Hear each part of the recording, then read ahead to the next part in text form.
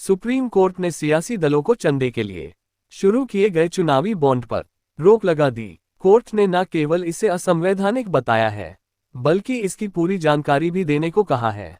जानते हैं कि क्या है ये बॉन्ड। नमस्कार, देश ऑनलाइन में आपका स्वागत है। पिछले साल सुप्रीम कोर्ट के पास कई याचिकाएं पहुंची जिसमें चुनावी बॉन्ड योजना की वैधता को चुनौती दी गई थी। कोर्ट ने इसमें केंद्र के पक्ष को जाना और चुनौती देने वाली 4 याचिकाकर्ता की बात सुनी। अब उसने इस पर फैसला दे दिया है। सुप्रीम कोर्ट ने चुनावी बॉन्ड योजना को असंवैधानिक मानते हुए इस पर पूरी तरह से रोक लगा दी है। साथ ही स्टेट बैंक को 3 हफ्ते के भीतर की इसकी पूरी जानकारी सार्वजनिक करने को कहा है। दरअसल मुख्य न्यायाधीश DY चंद्रचूड़ की अगुवाई वाली 05 न्यायाधीशों की संविधान पीठ ने पिछले साल राजनीतिक दलों के वित्तपोषण के लिए चुनावी बॉन्ड योजना की वैधता को चुनौती देने वाली याचिकाओं पर सुनवाई करना शुरू किया था। इसी सिलसिले में केंद्र की ओर से 29 अक्टूबर 2023 को एक हलफनामा सौंपा गया। अटॉर्नी जनरल R वेंकटरमणी ने शीर्ष अदालत को बताया कि नागरिकों को चुनावी बॉन्ड के स्रोतों को जानने का सामान्य अधिकार नहीं है। चुनावी बॉन्ड को जारी हुए करीब 0.5 साल होने जा रहे हैं। अब भी लोगों को इसके बारे में बहुत कम जानकारी है। सबसे बड़ा सवाल ये भी है कि इसमें कौन से वो लोग हैं जो चुनावी बॉन्ड के जरिए अपना पैसा चुनावी दलों को दे रहे हैं। असल में चुनावी बॉन्ड को राजनीतिक दलों को दिए जाने वाले नकद चंदे के विकल्प के रूप में इस तरह पेश किया गया कि इससे राजनीतिक फंडिंग में पारदर्शिता बढ़ेगी। क्या है चुनावी बॉन्ड? चुनावी बॉन्ड प्रणाली को वर्ष 2017 में एक वित्त विधेयक के माध्यम से पेश किया गया था। इसे वर्ष 2018 में लागू किया गया। वे दाता की गुमनामी बनाए रखते हुए पंजीकृत राजनीतिक दलों को दान देने के लिए व्यक्तियों और संस्थाओं हेतु एक साधन के रूप में काम करते हैं। केवल वे राजनीतिक दल जो लोक प्रतिनिधित्व अधिनियम 1951 की धारा 29A के तहत पंजीकृत हैं, जिन्होंने पिछले आम चुनाव में लोकसभा या विधानसभा के लिए डाले गए वोटों में से कम 1% वोट हासिल किए हों, वे ही चुनावी बॉन्ड हासिल करने के पात्र हैं। क्यों इसका मामला सुप्रीम कोर्ट में गया? पहले चुनावी बॉन्ड के जरिए सियासी दलों तक जो धन आता था उसे वो गुप्त रख सकते थे, लेकिन पिछले दिनों इस पर विवाद हुआ। मामला सुप्रीम कोर्ट तक पहुंचा। इसके बाद सुप्रीम कोर्ट ने फैसला सुना दिया।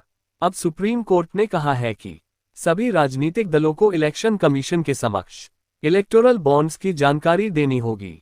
इसके साथ दलों को बैंक डिटेल्स भी देना होगा।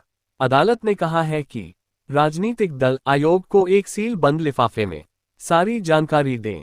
लेकिन ये मामला केवल यही नहीं थमा, बल्कि इस पूरे चुनावी बॉन्ड स्कीम की वैधता को ही चुनौती दी गई। क्या इसकी कोई जानकारी किसी को दी जाती है?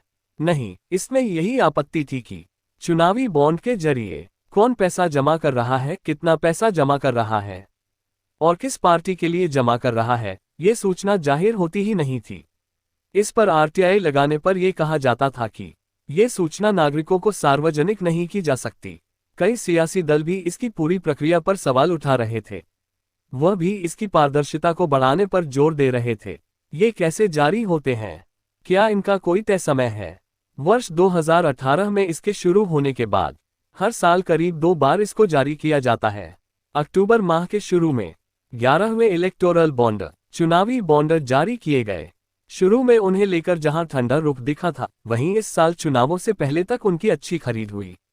इलेक्टोरल बॉन्ड के जरिए अब तक कितना धन जुटाया जा चुका है? इलेक्टोरल बॉन्ड के जरिए अब तक 5,851 करोड़ रुपये जुटाए जा चुके हैं। पिछले साल मई माह में 822 करोड़ रुपये के इलेक्टोरल बॉन्ड खरीदे गए। जनवरी से लेकर मई 2019 तक भारतीय स्टेट बैंक की विभिन्न शाखाओं के जरिए 4,794 रुपये के बॉन्ड खरीदे गए, जबकि इससे पहले 2018 में 1,000 रुपये की बॉन्ड खरीदी हुई थी। क्यों बनाया गया था चुनावी बॉन्ड? चुनावी बॉन्ड को केंद्र सरकार ने चुनाव में राजनीतिक दलों के चंदे का ब्यौरा रखने के लिए बनाया है। केंद्र की तरफ से कहा गया था कि ये चंदे की पारदर्शिता के लिए है। चुनावी बॉन्ड के तहत हर राजनीतिक दल को दी जाने वाली पाई का हिसाब किताब बैंक से होगा। कहाँ मिलते हैं ये बॉन्ड? चुनावी बॉन्ड योजना को अंग्रेजी में इलेक्टोरल बॉन्ड स्कीम नाम से जाना जाता है। ये भारतीय स्टेट बैंक की चुनिंदा शाखाओं से मिलते हैं। जिन 29 शाखाओं से बॉन्ड्स खरीदे जा सकते हैं वे नई दिल्ली, गांधीनगर, चंडीगढ़, बेंगलुरु, हैदराबाद, भुवनेश्वर, भोपाल, मुंबई, जयपुर, लखनऊ, चेन्नई, कलकत्ता और गुवाहाटी समेत कई शहर में हैं। कौन खरीद सकता है और ये किस कीमत में आते हैं? इसे कोई भी खरीद सकता है। इन बॉन्ड्स को भारत का कोई भी नागरिक, कंपनी या संस्था चुनावी चंदे के लिए खरीद सकती है। ये बॉन्ड 1,000, 10,000, 1 लाख और 1 करोड़ रुपए तक के हो सकते हैं। देश का कोई भी नागरिक किसी भी राजनीतिक पार्टी को चंदा देना चाहता है तो उसे एसबीआई से चुनावी बॉन्ड खरीदने होंगे। वो बॉन्ड खरीद कर किसी भी पार्टी को दे सकेगा। इसे कौन जारी करता है? सरकार की ओर से आरबीआई ये बॉन्ड्स जारी करता है। दान देने वाला बैंक से बॉन्ड खरीदकर किसी भी पार्टी को दे सकता है। फिर राजनीतिक पार्टी अपने खाते में बॉन्ड भुना सकेगी। बॉन्ड से पता नहीं चलेगा कि चंदा किसने दिया। ये बॉन्ड जब बैंक जारी करता है तो इसको लेने की अवधि 15 दिनों की होती है। क्या चुनावी बॉन्ड खरीदने वाले को कोई फायदा होता है? चुनावी बॉन्ड खरीदकर किसी पार्टी को देने से बॉन्ड खरीदने वाले को कोई फायदा नहीं होगा, न ही इस पैसे का कोई रिटर्न है। ये अमाउंट पॉलिटिकल पार्टियों को दिए जाने वाले दान की तरह है। इससे 80GG के तहत इनकम टैक्स में छूट मिलती है। क्या इस बॉन्ड का पैसा खरीदने वाले को वापस मिलता है? चुनावी बॉन्ड एक तरह की रसीद होती है। इसमें चंदा देने वाले का नाम नहीं होता। इस बॉन्ड को खरीदकर आप जिस पार्टी को चंदा देना चाहते हैं उसका नाम लिखते हैं। इस बॉन्ड का पैसा संबंधित राजनीतिक दल को मिल जाता है। इस बॉन्ड पर कोई रिटर्न नहीं मिलता। अलबत्ता आप इस बॉन्ड को बैंक को वापस कर सकते हैं और अपना पैसा वापस ले सकते हैं, लेकिन उसकी एक अवधि तय होती है। इसमें चुनौतियां क्या हैं? चुनावी बॉन्ड राजनीतिक दलों को दी जाने वाली दान राशि है, जो दानदाताओं और प्राप्तकर्ताओं की पहचान को गुमनाम रखती है। वे जानने के अधिकार से समझौता कर सकते हैं, जो संविधान के अनुच्छेद 19 के अंतर्गत अभिव्यक्ति की स्वतंत्रता के अधिकार का हिस्सा है। दानदाता के डेटा तक सरकारी पहुंच के चलते गुमनामी से समझौता किया जा सकता है।